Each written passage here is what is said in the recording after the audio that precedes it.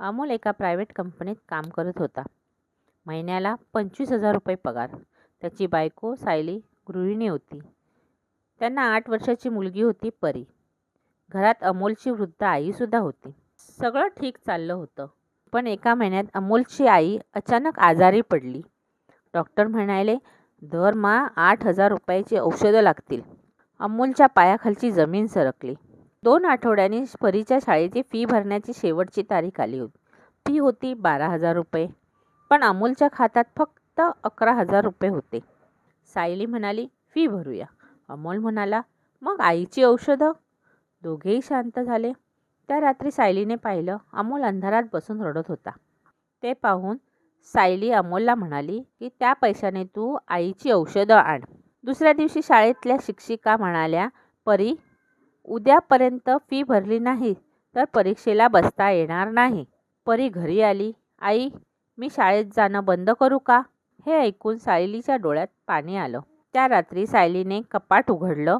तिच्या लग्नात मिळालेली सोन्याची छोटी चेन बाहेर काढली. दुसऱ्या दिवशी ती सोनाराकडे गेली. सोनार म्हणाला, याचे फक्त 12,000 मिळतील. सायलीच्या डोळ्यात अश्रू आले. तिने चेन विकली. सायली फी भरून घरी आली.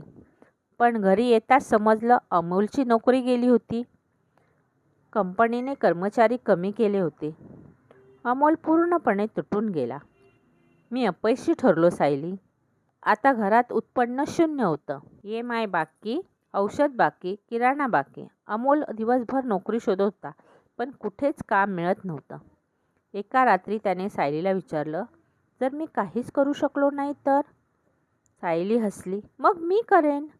सायलीने घरून डबे बनवायला सुरुवात केली. पहिल्या दिवशी फक्त 2 ऑर्डर, दुसऱ्या दिवशी 4, तिसऱ्या आठवड्यात 15 ऑर्डर.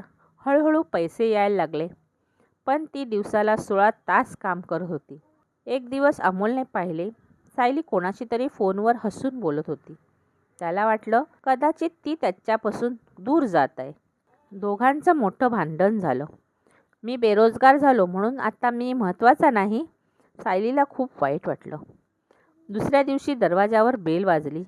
बाहेर 20 डब्यांची ऑर्डर होती. डिलिव्हरी बॉय म्हणाला, मॅडम, तुमच्या यूट्यूब रेसिपी व्हिडिओमुळे खूप ऑर्डर वाढल्यात. अमोल थक्क झाला. त्याला समजलं, सायली ज्याच्याशी बोलत होती तो ग्राहक होता. काही महिन्यांनी सायलीचा छोटा डब्बा व्यवसाय खूप वाढला.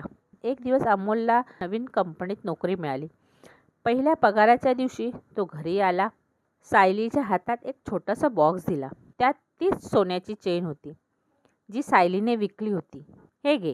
तू परत विकत घेतलीस? नाही, आपल्या संघर्षाने परत विकत घेतली.